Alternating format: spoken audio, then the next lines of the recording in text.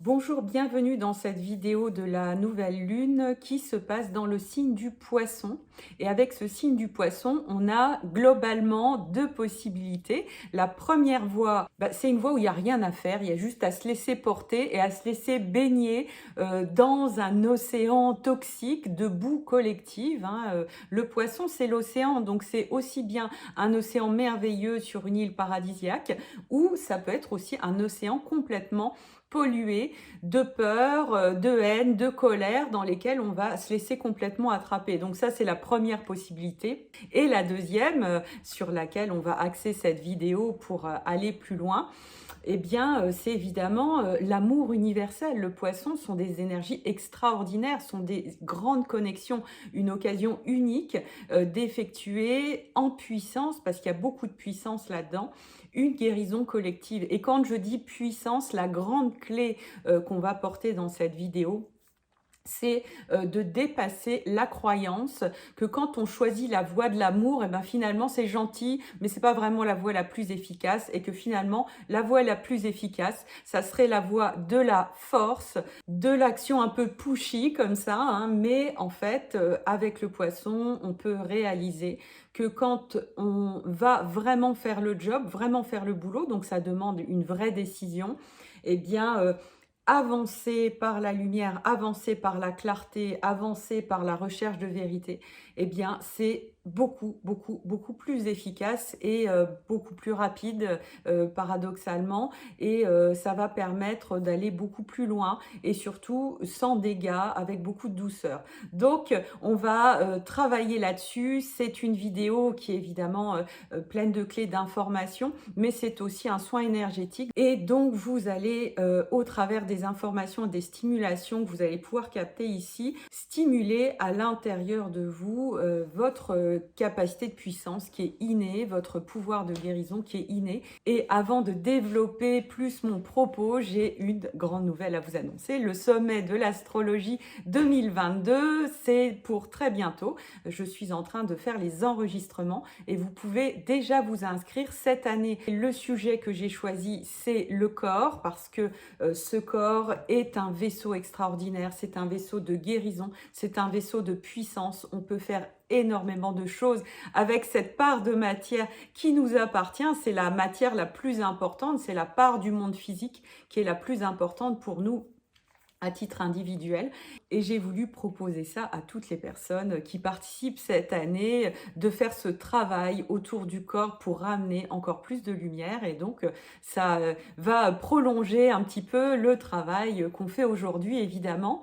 Donc comme l'année dernière, vous pourrez accéder aux vidéos gratuitement pendant 24 heures, et puis après, évidemment, si vous voulez voir ça de manière plus confort, voir et revoir les vidéos, parce que tout apporte des clés incroyables, il y a de véritables initiations dans certaines vidéos, et donc ça peut valoir le coup de les voir plusieurs fois. Eh bien, vous pouvez vous offrir le pass VIP de la même manière exactement que l'année dernière. Voilà, donc j'aurai l'occasion de vous en reparler, mais vous pouvez tout de suite vous inscrire et voir les participants de cette année.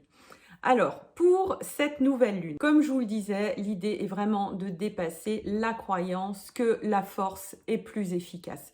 Ça ne veut pas dire qu'il n'y a pas une autre forme de force qui va être effectivement efficace, mais la force qui prend appui sur la colère, sur la peur, ça fonctionne de manière court terme, et finalement, ça va créer beaucoup plus de dégâts qu'une force qui va pousser par la lumière, par la confiance et par la recherche de clarté. Et là, je ne vous parle pas évidemment d'une gentillesse, de quelque chose où on met une douceur, mais pour obtenir quelque chose de l'autre qui finalement est une autre forme de manipulation. Dans cette avancée dans la lumière, dans cette avancée dans la clarté, ça demande énormément de profondeur, ça demande d'aller vraiment chercher à l'intérieur de nous à dénouer toutes les petites choses qui sont pas clean finalement, pour avancer dans une douceur puissante. Alors aujourd'hui, nous sommes bien entendu plongés dans ces énergies du poisson qui rendent le tout possible finalement. Il s'agira évidemment de choisir ce qu'on veut parmi ce tout possible. Et il y a aussi un autre indicateur extrêmement important dans cette nouvelle lune, c'est la conjonction Mars-Vénus qui se fait de manière absolument exceptionnelle. C'est-à-dire que ça fait de nombreux jours qu'ils avancent tous les deux comme ça, de manière conjointe, comme si cette fusion entre les polarités, entre le principe masculin et féminin, devait vraiment se faire de manière appuyée. Et c'est d'autant plus appuyé que ça se passe dans le signe du Capricorne, qui est un signe quand même qui va chercher dans les profondeurs de nos systèmes, dans les profondeurs de nos habitudes très ancrées, hein, celles qui nous viennent depuis très longtemps. Et en plus, Mars et cette Vénus, donc qui représente les polarités, vont rencontrer Pluton. Et là, c'est une planète évidemment qui est extrêmement radicale, donc ça ajoute à l'intensité de l'affaire et ça ajoute évidemment à l'ambition qu'on peut porter à l'intérieur de nous pour devenir force de guérison dans cette situation. Donc on va s'attarder un petit peu sur Mars et Vénus. Mars et Vénus, effectivement, c'est les polarités, c'est le masculin, le féminin. Donc ça va représenter toutes les polarités du couple amoureux, ça va représenter toutes les polarités qu'on peut rencontrer dans la vie. Quand on a des conflits, hein, souvent la polarité, elle se représente par du conflit, mais c'est pas inéluctable, hein. On peut vivre des polarités vraiment dans l'amour, c'est même le but de l'histoire à la fin. Mais souvent, on va d'abord percevoir les polarités sous un aspect du conflit. Donc à chaque fois que vous avez un méchant dans votre vie, alors là je caricature un petit peu en mode on a 2 ans et demi, mais bon, acceptons notre immaturité, ça nous fera sans doute progresser. Et donc, souvent, on a ce méchant dans notre vie, et donc ça peut être intéressant de voir qui il représente. Donc, ça peut être quelqu'un de très proche, et effectivement, ça peut être quelqu'un qui se joue dans le monde collectif, dans le monde géopolitique. Et donc, on voit bien que Mars-Vénus va représenter les polarités, non seulement dans le couple, mais dans tous les gros blocs géopolitiques, les gros blocs politiques, les gros blocs sociaux.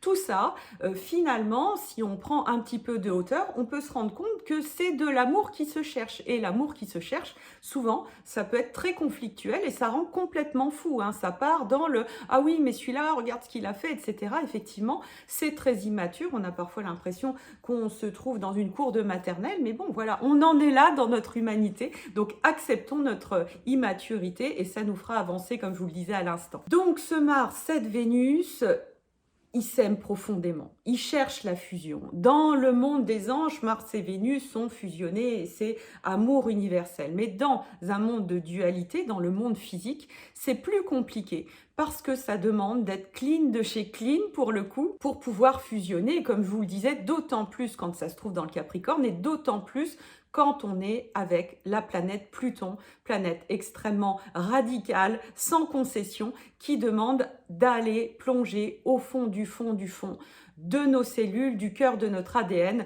tout ce qui n'est pas vie. Pluton est une planète de vie, c'est une planète qui nous amène à la joie, à l'expression de qui on est vraiment. Il y a une forme d'exigence extrême dans Pluton qui nous invite à prendre pleinement notre puissance de lumière. Alors vous le voyez, c'est un boulot qui est extrêmement libérateur. Une fois que Pluton est passé dans nos vies, une fois qu'on a fait l'expérience plutonienne, on se sent extrêmement bien, extrêmement vivant, extrêmement joyeux, extrêmement invincible et irrésistible et magnétique et tout ce qui fait qu'on est heureux de vivre sur Terre. Donc le but, c'est plutôt positif et très très sympa. Sauf que l'aspect qu'on va voir chez Pluton, c'est l'aspect du passage. Et le passage de Pluton, très clairement, il n'est pas toujours très agréable parce qu'il nous demande tout simplement d'aller regarder en nous l'ombre, puisqu'il faut enlever l'ombre, puisqu'il faut la transmuter, puisqu'il faut la transformer, va bien falloir mettre la lumière de la conscience dessus. Et ça, on n'a pas forcément très très envie de le faire parce que ça peut être douloureux, parce que ça peut vous faire voir des choses à l'intérieur de nous qu'on n'a vraiment pas envie de voir et qu'on préfère voir chez l'autre et projeter, hein. Alors qu'est-ce qu'on fait la plupart du temps? Et c'est un réflexe, on fait ça de manière absolument non consciente, on met ça sous le tapis et on cherche à se voir comme dans le camp du bien, entre guillemets, hein, quelle que soit la polarité dans laquelle on est plongé. Et puis toute notre part d'ombre, eh ben, on va la mettre sur le tapis, on va accepter d'en voir une certaine portion parce que celle-là, ok, ça nous conforte dans le fait qu'on est une merveilleuse personne qui se remet remet en question, mais la vraie part d'ombre, toutes les peurs, les colères, toutes ces choses-là qu'on n'aime pas voir, notre propre violence, on va plutôt la mettre sous le tapis et on fait ça depuis longtemps, on fait ça depuis des milliers d'années. Et imaginez qu'on ait des milliards à faire ça en permanence. Et au bout d'un moment, évidemment, ça s'accumule un petit peu cette ombre, hein, parce que la projeter à l'extérieur, évidemment, c'est contre-productif. Ça va créer encore plus d'ombre. Ça met dans une spirale négative finalement, parce que ça crée du conflit. Si on voit l'autre comme le méchant, bah, l'autre, il va pas être content, donc il va aussi nous voir comme le méchant, et ça va créer encore plus de conflits, et donc encore plus d'ombre, de rancœur, de blessures, de choses négatives. Donc l'idée, c'est de casser cette spirale négative qu'on porte depuis très longtemps et de prendre le temps d'aller regarder vraiment. Et là, on a une occasion extraordinaire de le faire parce qu'on voit bien qu'au bout d'un moment, l'énergie collective suffoque, hein. L'énergie collective a besoin de se trouver un grand méchant pour projeter l'ombre collective, et le grand méchant, ça va être différent en fonction de la polarité dont on vient, et puis ça peut être effectivement dans notre vie personnelle, ça peut être un parent, ça peut être le maire de votre ville, ça peut être plein de choses, le grand méchant finalement. Et ce qui est très intéressant de voir, et c'est là où ça va être intéressant de nous voir nous-mêmes agir, c'est quand on s'est trouvé un grand méchant, quelque part, ça nous soulage. Alors ça peut paraître très bizarre, parce qu'évidemment le méchant, il va faire vibrer des peurs à l'intérieur de nous et on va se laisser embarquer dans ce système effectivement complètement contre-productif, mais d'une certaine manière, ça nous rassure parce que on peut se conforter dans l'idée qu'on est dans le camp des gentils. Et ça, c'est très important pour l'ego de s'imaginer qu'on est le gentil. Et là, ça va être extrêmement intéressant et courageux d'aller voir la part d'ombre à l'intérieur de nous pour éviter de tomber, de plonger dans ce grand soulagement de voir l'ombre à l'extérieur, parce que là, on se fait un petit remake, on se fait un remake du Covid. C'est comme s'il y avait un grand film, une grande production qui s'appelait Psychose collective. Le tome 1, c'est le Covid, le tome 2, c'est le dictateur. Et dans les deux cas, on va se laisser complètement attraper parce que l'univers nous propose en miroir. Et donc, si on arrive à prendre conscience de tout ça, eh bien, on va pouvoir vraiment devenir acteur de la situation et sortir des sentiments d'impuissance et des sentiments d'à quoi bon qui sont aussi notre ombre. Dès qu'on vibre à l'intérieur de nous, les peurs, le sentiment d'être victime, le sentiment d'être rien du tout, et puis qu'il y a des grands méchants qui décident de tout, ça c'est l'ombre, cette part-là. C'est pas gentil du tout sur un certain plan, et je dis bien sur un certain plan, d'être victime. Il y a une part de notre posture de victime qui est vraiment de l'ordre de l'ombre. Parce que tout simplement, le monde a besoin de notre puissance, le monde a besoin qu'on rayonne, le monde a besoin qu'on puisse exprimer notre âme et de l'affirmer, de l'assumer pleinement, parce que de se sentir insignifiant ne rend pas service au monde finalement. Alors comment on va résoudre ce problème? Eh bien évidemment, l'idée c'est de saisir dans un premier temps la complexité de la situation, parce que quand on polarise, on va être très manichéen, tout blanc, tout noir, ou tout noir, tout blanc. Et souvent, eh bien, c'est inversé en fonction du pôle dans lequel on se trouve. Si on saisit que tout ça, c'est très complexe, la situation en Ukraine, évidemment, que c'est une pelote de laine qui est tissée, qui est emmêlée depuis des années et des années, on va déjà avoir une autre perspective et on va comprendre qu'en polarisant, c'est-à-dire que si je prends une image polarisée, ça veut dire prendre la pelote de laine, prendre un grand couteau et comme je veux défaire la pelote de laine, bah, je vais couper en deux. Et là, c'est bon, elle est défaite, la pelote de laine. Et vous voyez bien que c'est complètement absurde, parce qu'on va en avoir des petits bouts de partout, et pour retrouver les liens entre les fils, ça va demander encore plus de travail que si on avait dénoué petit à petit, si on avait été saisir la complexité de la situation. Et donc l'idée est de saisir que finalement dans la construction de cette pelote de laine, personne n'est une blanche colombe là-dedans, ni vous, ni moi, ni toutes les personnes qui sont prises là-dedans, parce qu'on est pris dans un grand système, c'est ça le Capricorne. tout le grand système dans lequel on est en train de fonctionner et qui nous tient debout et qui nous nourrit quelque part, eh bien tout ça participe à la construction de la pelote de laine. Et si on veut faire le travail plutonien, ça demande au millimètre, cellule par cellule, d'aller s'interroger sur quelle est la solution de clarté, quelle est la solution de vérité, qu'est-ce qui est porteur de vie, qu'est-ce qui est porteur d'amour. Et ça, chacun, on a un rôle à jouer majeur pour le faire. Et même si on peut se dire, oui, mais moi, c'est pas moi qui vais aller signer les accords de paix, etc. C'est des grandes personnes. Encore une fois, captons les sentiments d'impuissance. Ça, c'est vraiment majeur, hein.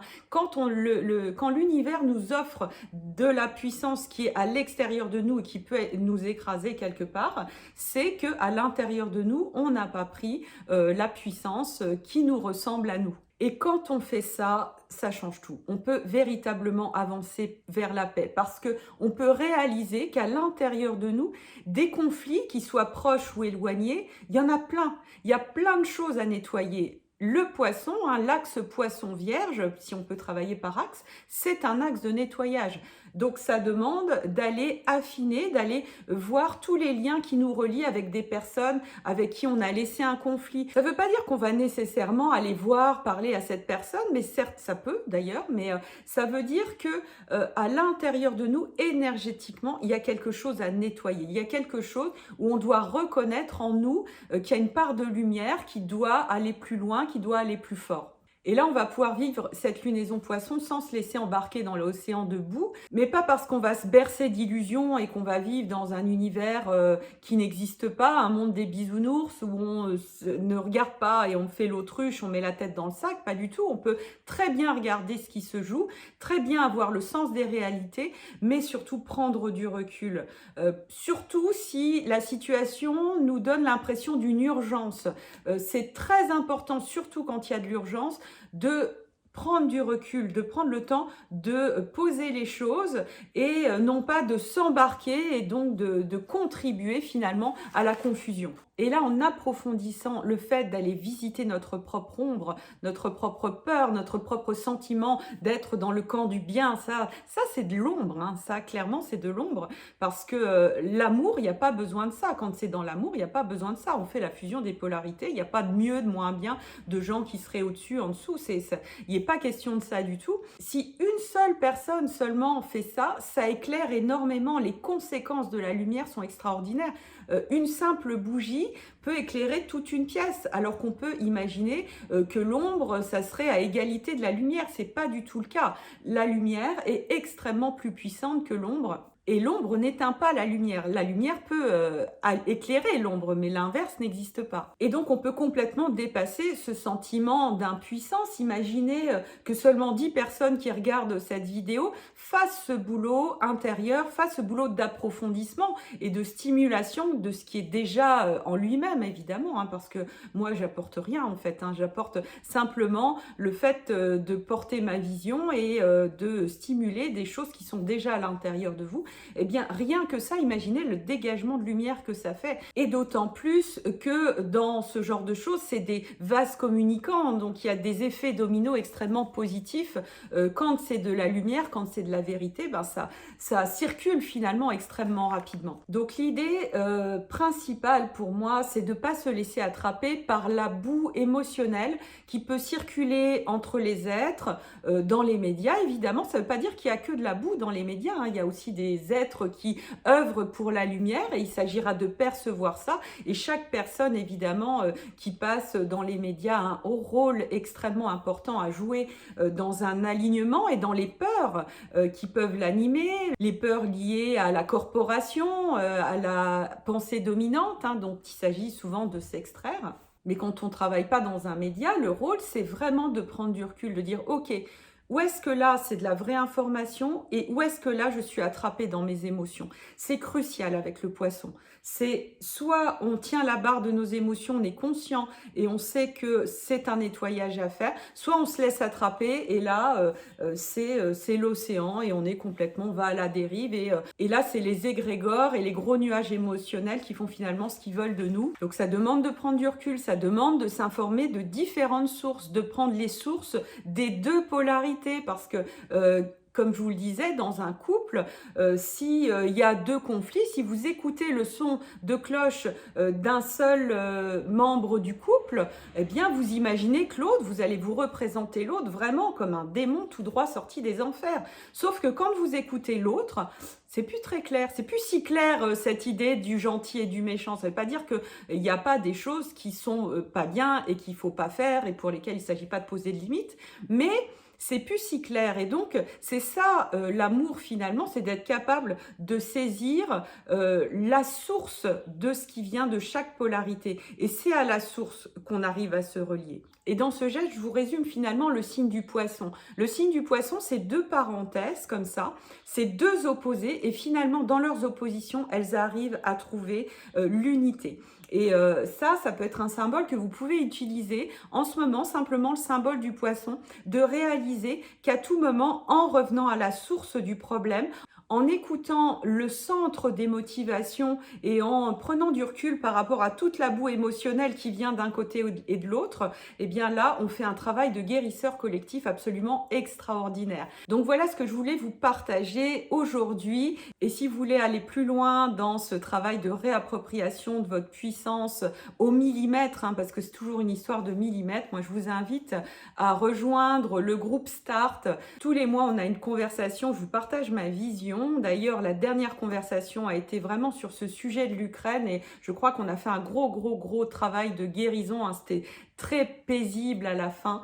Donc, si vous êtes dans le groupe Start, n'hésitez pas à aller regarder le replay. Et si vous voulez aller voir, eh bien, en vous inscrivant sur Start, vous aurez accès au replay et tout un tas de choses. Il y a énormément de contenu dans Start pour un prix vraiment accessible à tous. Vous trouverez ça sur mon site emilie-morel.com. Voilà. Donc, je nous souhaite de faire cette transition ensemble vers la paix. Moi, j'ai une absolue certitude que c'est beaucoup plus simple qu'on ne l'imagine à partir du moment où on a vraiment clarifié à l'intérieur de nous.